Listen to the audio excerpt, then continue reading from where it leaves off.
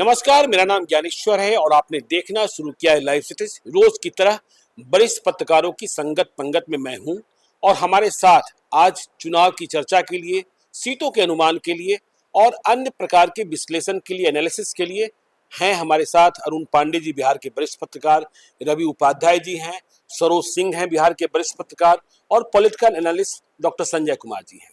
Sir देखिए, आप सबों का स्वागत एक साथ करते हुए हम चर्चा करना चाहते हैं। प्रत्येक चुनाव में, चाहे लोकसभा चुनाव हो, विधानसभा चुनाव हो, पॉलिटिकल पार्टियां कुछ ना कुछ प्रयोग करती हैं और ये प्रयोग ऐसे होते हैं जो नोटिस की जाती है कि आप लोकतंत्र को कितना मजबूत कर रहे हैं, लोकतंत्र को कितना कमजोर कर रहे हैं, लोकतंत्र का मजाक बना रहे हैं या लोकतंत्र के बताए रास्ते पर चल रहे हैं। तो इस बार के चुनाव में भी दो प्रयोग हुए। एक प्रयोग नीतीश कुमार ने किया और एक प्रयोग लालू यादव ने किया और ये दोनों प्रयोग चौंकाने वाले थे और यह दोनों प्रयोग महिलाओं के साथ ही किया गया। यह दूसरी बात है कि नारी सशक्तिकरण की बात करते हैं और जो पार्टी सबसे अधिक करती है बीजेपी, उसने बिहार में अपने खाते से एक भी महिला को टिकट नहीं दिया, लेकिन लालू यादव ने टिकट दिया। कई टिकटें उन्होंने दी लोगों को, महिलाओं को। लेकिन एक नाम जो सामने आया वह नाम अनीता महतो का। अनीता महतो का राजनीति से दूर दूर तक कोई वास्ता नहीं था।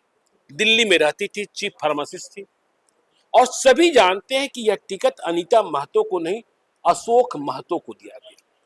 अशोक महतो की पृष्ठभूमि कैसी है यह हमें भी पता है, आपको भी पता है, और किस दुनिया से वो आए हैं, कहां से लड़ने के लिए, मुंगेर से लड़ने के लिए, किनके खिलाफ लड़ने के लिए, ललन सिंह के खिलाफ लड़ने के लिए। और दूसरा प्रयोग नीतीश कुमार ने किया। नीतीश कुमार ने कभी प्रयोग किया था कि अजय सिंह को टिकट देना था, तो अजय सिंह को टिकट नहीं देने का उन्होंने फैसला किया और सलाह दी कि शादी कर लीजिए। खरमास में शादी हुई, कविता सिंह पहले विधायक बनी, फिर सांसद बनी, इस बार बेटिकट हो गई। तो इस बार उन्होंने, नीतीश कुमार ने सिवान में विजय लक्ष्मी देवी कुशवाहा को टिकट दिया, रमेश सिंह कुशवाहा की पत्नी को। और जग हंसाई तब हो गई जब चुनाव के जनसंपर्क के दौरान लोगों ने पूछा कि आप एमपी का चुनाव लड़ रही हैं, क्या आपको एमपी का फुल फॉर्म भी पता है? नहीं बता पाई। तो ऐसे प्रयोग की क्या जरूरत हो गई? क्या यह मजाक है या मजबूरी है? अरुण पांडे जी, आपसे ही शुरू करते हैं। अनीता महतो को टिकट देने की क्या मजबूरी थी लालू यादव को, और विजय लक्ष्मी देवी कुशवाहा को टिकट देने की क्या मजबूरी थी नीतीश कुमार को? देखिए, आपने दो कंस्टिट्यूंसी और दो पार्टियों के आईने को हमने दिखाया। आईने आपने दिखाया है, लेकिन इसके कवल आपने अपनी प्रारंभिक भूमिका में बड़ी बात कह दी जी। पूरे भारतीय लोकतांत्रिक व्यवस्था में जो कुछ आज दलों का हाल है जी। उस पर ही आपने सवाल उठाया है। ये दो जो किरदार सामने आए हैं उसको लेकर देखिए, पूरी आधी आधी आबादी जिसको कहते हैं ना, ये 18वीं लोकसभा के चुनाव में चली गई है।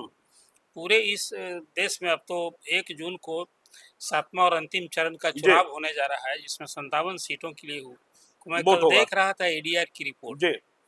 टोटल जितना कैंडिडेट इस बार के 18वीं लोकसभा के चुनाव में 10% भी महिला उम्मीदवार नहीं। और आपको याद होगा, इसी भारतीय लोकतंत्र में अब नारी बंधन अधिनियम देश में लागू हो गया है और जो 19वीं लोकसभा होगी और फिर जो विधानसभा के चुनाव होंगे उसमें 33% महिलाओं के लिए कानूनी हक, उनका रिप्रेजेंटेशन सुनिश्चित हो गया है। और जो नई सरकार आएगी 4 जून के बाद, उसमें पहला काम होगा कि लोकसभा विधानसभाओं का परिसीमन होगा, जनगणना जो 2021 की लंबित है वो पूरी होगी और आगे फिर सबसे बड़ा बदलाव जो भारतीय लोकतंत्र में होगा कि आधी आबादी की अब तक आज़ादी के इस 75-80 साल में आधी आबादी को तो कहीं पहली लोकसभा से ही आधी आबादी चली गई, उसका रिप्रेजेंटेशन नहीं हुआ और महिलाओं के बारे में ये ख्याल था कि वो तो विजिबिलिटी नहीं है। अब रही बात की जो इस स्थिति में बिहार में वही हाल है। आपने जिन 2 सीटों की चर्चा की है, विडम्बना है कि शिवहर सीट की आपने बात की नहीं, हमने बात की मुंगेर की और हमने बात की सिवान की। तो इसलिए अब महिला की बात आपने जब कह दी है, तो शिवहर में तो सिटिंग एमपी थी लोकसभा से, रमा देवी कई बार जीती थी, बेटिकट हो गई। ठीक है, वहाँ फिर एक महिला उम्मीदवार जदयू ने लवली आनंद को दिया है और वहाँ दूसरा उम्मीदवार भी ऋतु जायसवाल, ऋतु जायसवाल महिला से दोनों की राजनीतिक पृष्ठभूमि है। बिल्कुल। जी लेकिन जो बात आपने मुंगेर की है, जी और मुंगेर में देखिए हर राजनीतिक दल, चाहे वो जोड़ तोड़ के माहिर कहे जाते हैं लालू प्रसाद भी, और नीतीश कुमार की तो छवि है, भले आज उम्र और सेहत के कारण वो जितनी हम आप अपेक्षा करते हैं नहीं कर पा रहे हैं, लेकिन राजनीति के चाणक्य के रूप में उनको लोग कहते थे। अब देखें आप लोकसभा में जो मुंगेर में हुआ, जिस ढंग से लालू प्रसाद ने इस चुनाव में जिस ढंग से एक राजनीतिक समीकरण, जातीय समीकरण साधने की कोशिश की, उसका एक प्रतिफल था। थोड़ा सा पृष्ठभूमि को मुंगेर में आप देखें, अभी पिछले दिनों चर्चा हो रही थी कि ललन सिंह की लालू प्रसाद से प्रॉक्सिमिटी बढ़ गई और कहीं राजद में टूट हो सकती है, या जदयू में कुछ इधर से मिला करके आनन फानन में नीतीश कुमार ने जदयू के राष्ट्रीय अध्यक्ष बनने की बात, बैठक उनका इस्तीफा लिया गया, या कहा गया कि भाई ललन सिंह अब लोकसभा चुनाव में वो जा रहे हैं। मुझे हैरानी हुई ललन सिंह का ये स्टैंड सुनकर कि भाई अब लोकसभा चुनाव में वो समय रहेंगे व्यस्त, तो इधर संगठन में नहीं। सभी ऐसा कोई होता है नहीं, वो तो ठीक है, लेकिन वही कह रहे हैं। लेकिन उसके बाद अब वो लोकसभा के चुनावी जंग में आ गए। लेकिन मैं ये समझना चाहता हूँ कि राजनीति के चाणक्य माने जाते हैं लालू यादव, तो क्या वे इतने मजबूर हो गए कि उन्हें कोई मिला ही नहीं ललन के खिलाफ लड़ाने के लिए, तो अशोक महतो को तलाशा, फिर अशोक महतो की पत्नी मतलब शादी रचवाई, ये सब करना पड़ा। नहीं, अब देखिए ना, उस कंस्टिट्यूएंसी में पिछली बार भी प्रयोग किया था लालू प्रसाद जी, प्रगति मेहता किस जात के? 2014 में। हाँ, 2014 में। उसके पहले 2009 में रामबदन राय थे। अब ये दोनों के अलावा इस बार एक तो महिला भी जी, और दूसरा जो एक ललन सिंह का औरा रहा, एक दबंग नेता की छवि, जोड़ तोड़ के माही, सत्ता प्रबंधन, चुनाव प्रबंधन, सारी इस तरह की बात अलग, उनकी कुछ अपनी भी, अपना जो उनका बॉडी लैंग्वेज है, तौर तरीका, वो एक अपनी जगह है। अब जब ललन सिंह बिल्कुल जदयू में और राजद में जिस ढंग की बात अब हो गई इधर पाले में आने के बाद, अब ललन सिंह पार्टी के तब अध्यक्ष थे, आपको याद होगा अध्यक्ष थे तब, बीजेपी जब खिलाफ थी तो मुंगेर वो सीट हो गई थी कि भाई ललन सिंह को हराना है। उस हिसाब से ताना बाना और वो सब कुछ एक कोशिश हो रही थी। अब आ गए इस पाले में, अब आ गए तो वहाँ एक कैंडिडेट हुआ कि भाई अशोक महतो, उस इलाके में आपने ठीक ही कहा कि अशोक महतो की छवि क्या है, एक गैंगस्टर की छवि, 17-18 साल जेल में रहे, और हुआ कि एक सामाजिक समीकरण साधना है, भूमिहार हैं यदि ललन सिंह, तो बेहतर होगा कि वहाँ तो चाणक्य को गैंगस्टर ही मिला। हाँ, तो हुआ कि भाई जो नीतीश कुमार ने लवकुश समीकरण बनाया है, अति पिछड़ों को जोड़ा है सत्ता में आने के बाद, तब ये साधने के लिए उनके घर में ही ललन सिंह को, उनके घर में नीतीश कुमार को उनके घर में ही घेर दें। तो वो देखा आपने कि नवविवाहिता पर शादी हुई, और शादी के बाद फिर वो कैंडिडेट बना दिया। और मैं मानता हूँ कि बहुत हद तक लालू प्रसाद की वो रणनीति काम आई। इस चुनाव में ललन सिंह कहीं और गए क्या? ठीक है, चलिए, रणनीति काम आई। मैं आता हूँ सरोज जी के पास कि रणनीति काम आना अलग बात है, लेकिन आपकी च्वाइस क्या कहती है कि आपको उम्मीदवार ऐसे तलाशने पड़ रहे हैं कि शादी करानी पड़ रही है, गैंगस्टर के पास पहुंचना पड़ रहा है, तो क्या मुंगेर में ललन सिंह के खिलाफ लड़ने वाला कोई था ही नहीं, इसलिए अशोक महतो, या ललन सिंह का दाव इतना है, दबदबा इतना है कि कोई लड़ने की हिम्मत नहीं कर रहा है, इसलिए शेखपुरा और नवादा से अशोक महतो को लाना पड़ा। अशोक महतो चुनाव नहीं लड़ सकते थे, तो उनकी पत्नी मतलब शादी रचाई गई। किस तरीके से शादी रचाई गई, कितनी तेजी में रचाई गई, कोई लगन नहीं था, कोई मुहूर्त नहीं था, क्या लोकतंत्र में क्या ये परंपरा स्थापित हो रही है? देखिए गणेश्वर भाई, मुंगेर पर हम आएंगे, उससे पहले आपका जो इंट्रो था कि महिलाओं के साथ क्या हुआ इस चुनाव में, उस पर थोड़ा सा चर्चा जरूरी है कि एक जो परसेप्शन बनाते हैं पॉलिटिकल पार्टी, जैसे बीजेपी से ही शुरू करते हैं हम लोग, कि 16 सीटों में आप किसी महिला को टिकट 17 सीटों में नहीं देते हैं। इसका मतलब है आप ये समझ रहे हैं कि महिलाएं नहीं जीते। मुसलमानों के साथ भी ऐसा होता है कि उनको लगता है कि नहीं जीतेंगे, मुसलमान इतनी बड़ी आबादी है, टिकट नहीं दिया जाता है। तो अगर आपने ये परसेप्शन बना लिया कि महिला नहीं जीत सकती है, हम नहीं देंगे, भाजपा जैसी पार्टी ये परसेप्शन बनाती है, उसको दूसरी पार्टी फॉलो करती है, उसको थोड़ा बहुत जदयू और राजद नहीं मानती है, सीटें दे देती है। जब भाजपा जैसी बड़ी पार्टी, कांग्रेस जैसी राष्ट्रीय पार्टी महिलाओं को लेकर ये सोचती है, तो सही में ऐसा लगता है कि कहीं न कहीं से लोकतंत्र का मजाक तो उड़ाया ही जा रहा है। जब आप बराबरी की बात करते हैं, हिस्सेदारी की बात करते हैं, और केवल ये सोचकर कि वो नहीं जीत पाएगी आप टिकट नहीं देते हैं तो एक नहीं 2019 में 2014 में रमा देवी जीती है बीजेपी के टिकट पर जी। लेकिन इस बार की जब बात हो रही है, जी। 24 की जंग की बात हो रही है, इसमें जो प्रशासन आपने बनाया दोनों राष्ट्रीय पार्टियों ने, बिल्कुल। तो इसका तो मतलब यही है कि आपने कहीं न कहीं से उसके हक को छीना है, उसके साथ मजाक किया है। अब हम आते हैं मुंगेर पर कि मुंगेर का प्रयोग देखिए, अभी अरुण सर एक बात कर रहे थे कि एक प्रयोग लालू यादव ने किया, वो सफल होता हुआ दिखा। आपका सवाल था कि क्या कोई कैंडिडेट मिला ही नहीं उनको? तो जो एक बात अभी चर्चा में आ रही थी कि ललन सिंह का जो औरा था, 2-3 प्रयोग कोशिश की गई। ललन सिंह का भी, जो मोकामा वाले ललन सिंह है, उनका भी नाम सामने आया था, बाद में उन्होंने घोषणा भी कर दी थी, लेकिन कई कारणों से उन्होंने नाम वापस ले लिया था। राम मदन राय बेगूसराय के युद्ध में थे, उन्होंने बहुत कोशिश भी की थी लालू दरबार में टिकट के लिए, लेकिन उनको टिकट नहीं मिला। तो अंततः एक फैसला लालू यादव ने अपने हिसाब से लिया होगा कि भाई अशोक महतो की पत्नी को वहाँ टिकट दिया जाए, शादी करा दिया जाए। और हमको भी लगता है अरुण सर की तरह हमारी भी ये समझ है कि ये प्रयोग लालू यादव का बहुत हद तक सफल रहा। और जो लड़ाई हुई मुंगेर में, एक तरह से लोगों ने एक तो यहाँ तक कहा कि अगड़ा पिछड़ा की लड़ाई हो गई मुंगेर में, और वो दिखा भी फिल्म में, वो दिखा भी।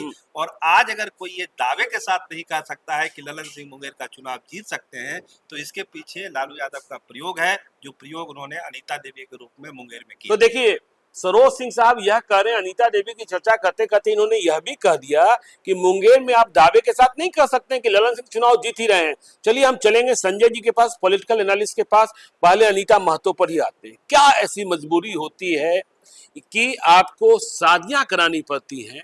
क्या आपके पास कोई दूसरा धानु, कोई दूसरा कुर्मी या सामाजिक समीकरणों में फिट बैठने वाला नेता नेत्री नहीं था कि इस तरीके से गैंगस्टर की शरण में जाना, फिर एक इंपोर्ट किया जाना, यह कहां तक लोकतंत्र के लिए लाभकर है या इसे किस रूप में देखते हैं?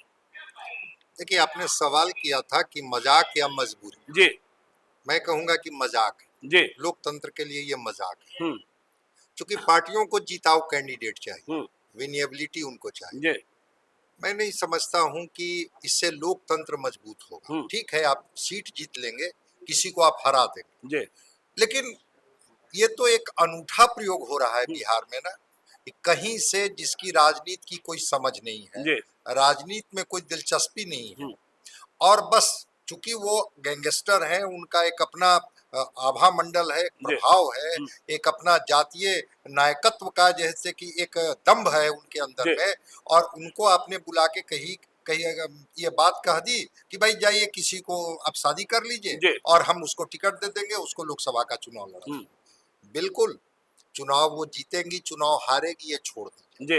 लेकिन जिस महिला सशक्तिकरण की बात सारी पार्टियां करती हैं, क्या सबसे योग्य, सबसे राजनीति में सक्रिय और राजनीति का समझ रखने वाली महिला अनीता देवी ही मिली लालू प्रसाद जी को? बिल्कुल। जो कहते हैं कि भाई हम तो राजनीति के बहुत ही माहिर खिलाड़ी हैं। क्या इस माहिर खिलाड़ी की तलाश में वही अनीता देवी दिखाई पड़ी? देखिए, यहाँ मामला दूसरा था। मामला था कि यहाँ पर राजनीति को थोड़ा गर्म किया जाए। और आपसे भी मेरी बात हुई थी जिसमें आपने कहा कि तेजस्वी जी ने एक जगह केवल अगड़ा पिछड़ा की बात की, वो की थी मुंगेर में। तो धानुक जाति को थोड़ा सा सेंटिमेंटल करने की कोशिश की गई। अनीता महतो धानुक, हसमैन घमेला कुर्मी। तो ये नीतीश कुमार जी को कहीं न कहीं से जो सोशल इंजीनियरिंग था, उस सोशल इंजीनियरिंग पर प्रहार करने के लिए, चूंकि दो उम्मीदवारों की बात हुई, चाहे वो प्रगति मेहता हो या राम बदन राय हो, ये थोड़ा शालीन व्यक्तित्व के हैं। इनका जो व्यक्तित्व है वो उस तरह का नहीं है कि एक उन्मादी प्रवृत्ति का, राजनीतिक हैं, बौद्धिक है। अब उनकी ये भाषा तो नहीं हो सकती दबदबा खत्म कर देना है, दबदबा खत्म कर देना है और आग लगा देंगे। अगर कुछ हुआ यहाँ मुंगेर में तो हम आग लगा देंगे, हम दबदबा खत्म कर देंगे। लालू प्रसाद जी को इस तरह के ही व्यक्ति की खोज थी, और कभी कभी इस तरह का प्रयोग पार्टियां करती हैं। शायद इसी कारण से अनंत सिंह को भी लगाना पड़ा मुंगेर में। बिल्कुल, वो तो वो दृश्य का गवाह बिहार बना ना। इस कालखंड में अगर 18वीं लोकसभा की चर्चा होगी तो इसकी भी चर्चा होगी कि पेरोल पर बजाते उनको लाया गया अनंत सिंह को। क्या वो बंटवारा करने आए थे कि वो चुनाव में प्रचार करने आए थे, इसको अब बताने की जरूरत नहीं है, क्योंकि अब विजुअल मीडिया का जमाना है। और जितना इंटरव्यू दिया उसमें उन्होंने बातें कही भी कि हाँ आनंद सिंह जीत रहे हैं, हमारे लोग उनके साथ खड़े हैं। तो ये प्रयोग ललन सिंह की तरफ, ललन सिंह की बिल्कुल। तरफ। तो ये प्रयोग कि एक तरफ अशोक महतो, दूसरी तरफ अनंत सिंह, कि भाई दोनों तरफ एक दबंग छवि वाले लोग, क्या बिहार को फिर उस कालखंड में ले जाने की बात चल रही है? नहीं, तब तो यही बात हुई ना संजय जी की, जो अरुण जी कह रहे हैं, या जो नियम कानून बन रहा है कि अगले चुनाव में महिला सशक्तिकरण की, जेल में बंद कोई गैंगस्टर होगा उसकी पत्नी को टिकट दे देंगे, कोई पैसा वाला होगा उसकी पत्नी को टिकट दे देंगे, तो फिर ये नारी बंधन हुआ कहाँ? मैं तो वही कह रहा हूं कि नारी बंधन में शायद एक वैसी महिला को देते, ठीक है, मान लिया जाए कि महिला सशक्तिकरण हाँ, की रितु बात, जायसवाल को दिया, कहाँ कोई सवाल उठा रहा है? हाँ नहीं नहीं, रितु जायसवाल पर तो मुहर लोगों ने लगाई, इस बात की मुहर लगाई कि वो पंचायत के मुखिया के तौर पर ही अपने को प्रूफ करके दिखाई थी कि हम इस देश में सबसे मॉडल पंचायत हमने बनाया। रितु जायसवाल की तरह कोई और नेत्री को आप यहाँ चुनाव लड़ा देते, जो आपके पार्टी में जिनकी सक्रियता है, जो मुखर रही है, जो राजनीति की धार को समझती है और जन सरोकार से जिसका वास्ता है, जो जन समस्याओं के लिए कभी खड़ी होगी। अब ये अनीता महतो जीत जाएंगी, ये जीत नहीं जाएंगी, इनको मुंगेर की जनता से क्या लेना देना है? चलिए, मुंगेर की जनता से क्या लेना देना है, रवि उपाध्याय सर के पास आते हैं। अनीता महतो को टिकट देना, लालू यादव का यह फैसला, अशोक महतो को ही टिकट दिए थे, अशोक महतो चुनाव नहीं लड़ सकते थे, इसलिए अनीता महतो।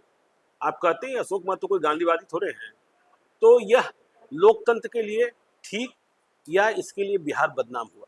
देखिए, निश्चित रूप से जितनी बात आप कर रहे हैं बिहार बदनाम हुआ, लोकतंत्र के लिए ठीक नहीं है यह, लेकिन जो कोई भी दल होता है ज्ञानेश्वर जी, वह चाहता है कि मैक्सिमम सीट को अपने पाले में करना। एन केन प्रकारे ना, हाँ, there is nothing wrong in love and war. बस बस बस। तो इसीलिए जो अनीता देवी हैं, अनीता देवी को क्यों दिया? पर्दे के पीछे से कौन थे? उनके पति थे। तो पति तो हम वैसे भी कहते हैं कोई गांधी जी तो है नहीं, उनको पूरा देश और दुनिया जानता है जो जितना उनका कारनामा रहा है। तो वह, और देखिए सबसे बड़ी बात है कि आप जब प्रत्याशी बनते हैं, किसी दल आपको बनाता है, तो वो कास्ट इक्वेशन देखता है। तो उसी कास्ट इक्वेशन को, उसी गणित को देखते हुए ही यह साधने की कवायद लालू प्रसाद यादव ने भी तो कोई दूसरा धानुक नहीं मिला, कोई दूसरा कुर्मी नहीं मिला, कोई दूसरा कोई नहीं मिला, मजबूत जिताऊ पहलवान नहीं, ललन सिंह के सामने। हाँ, मजबूत, जब वहां पर ललन सिंह लड़े तो उनके सामने भी तो मजबूत पहलवान चाहिए। तो मजबूत पहलवान इससे बेहतर नहीं मिलता। और जो सिनेरियो बदलने की कवायद हो रही थी, जो हम लोग समझ रहे थे अगला बनाम पिछड़ा होगा, तो यह सब कहीं ना कहीं वो रंग तो चढ़ता हुआ दिखा। भले वो सक्सेस नहीं हो सका, क्योंकि प्रबंधन दूसरे तरफ का बहुत स्ट्रांग था, बहुत मजबूत था, उसके आगे टिक नहीं। सरोज सिंह कह रहे हैं कि भाई कुछ भी अनुमान मत लगाइए, कुछ भी हो सकता है। नहीं, वो ठीक है, वो हर व्यक्ति का अलग अलग चीज है। चलिए, तो अब अरुण पांडे जी के पास फिर से आते हैं। लालू यादव की बात तो हमने कर ली, लेकिन नीतीश कुमार भी कहाँ बचे? आपने सिवान में क्या प्रयोग किया? आपने कविता सिंह का टिकट काटा। कविता सिंह की और अजय सिंह की शादी नीतीश कुमार ने ही खरमास में कराई थी, और टिकट आपने किसे दिला दिया, किसे दे दिया?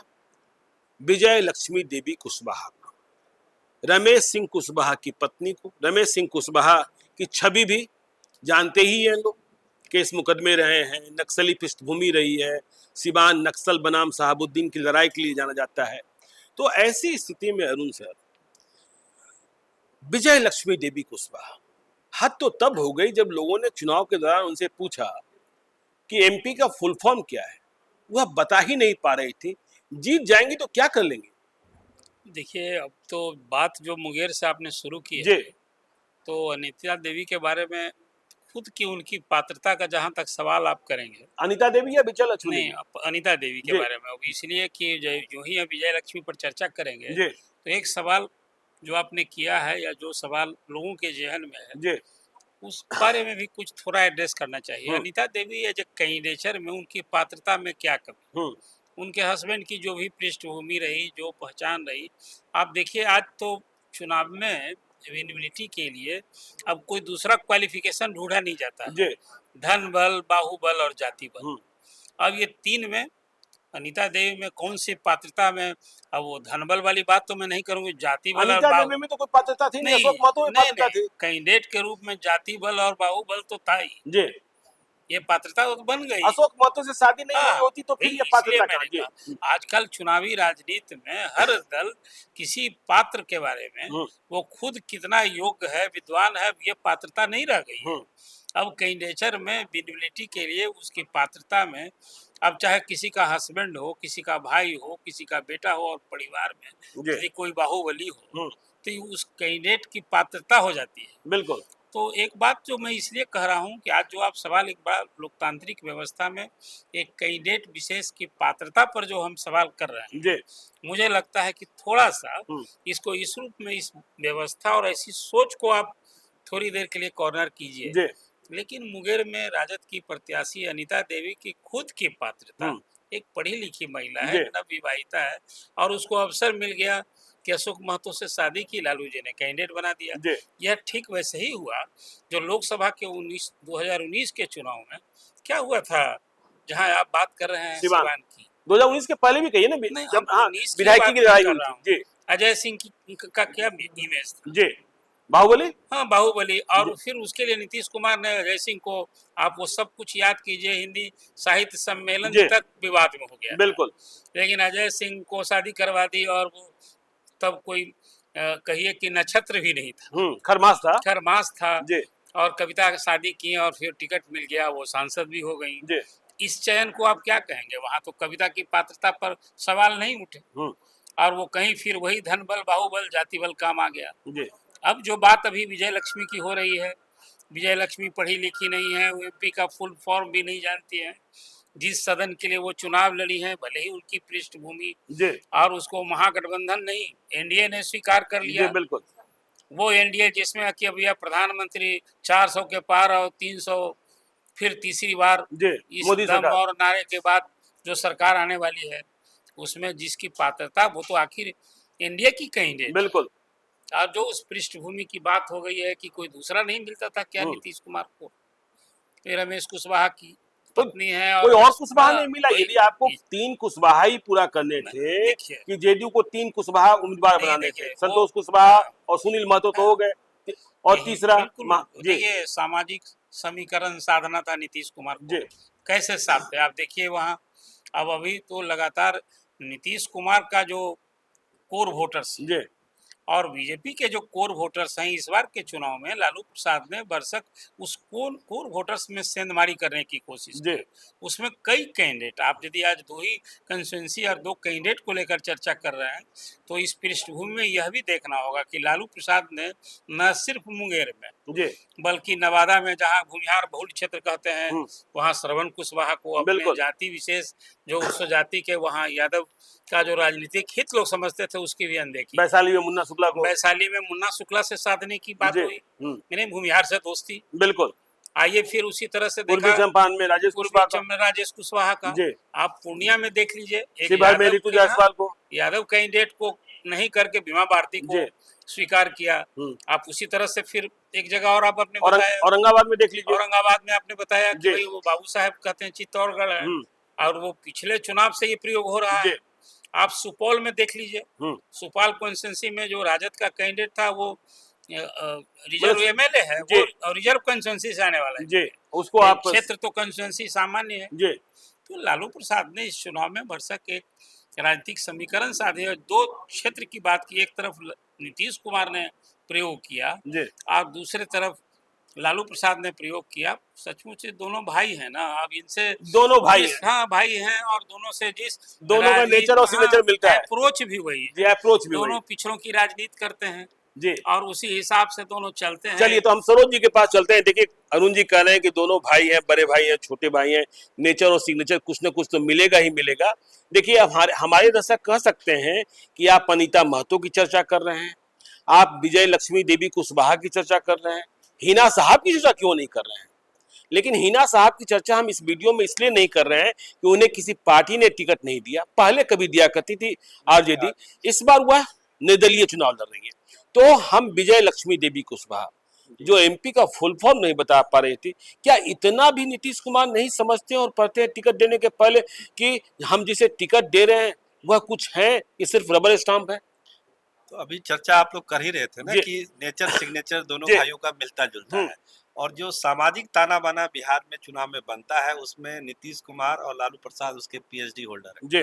उनसे अच्छा देश भर में कोई बनाता होगा सामाजिक ताना बाना, हम लोग को तो नहीं लगता है। तो जब बात सिवान की हो रही है कि कविता सिंह का टिकट काट के और इनको दिया गया टिकट।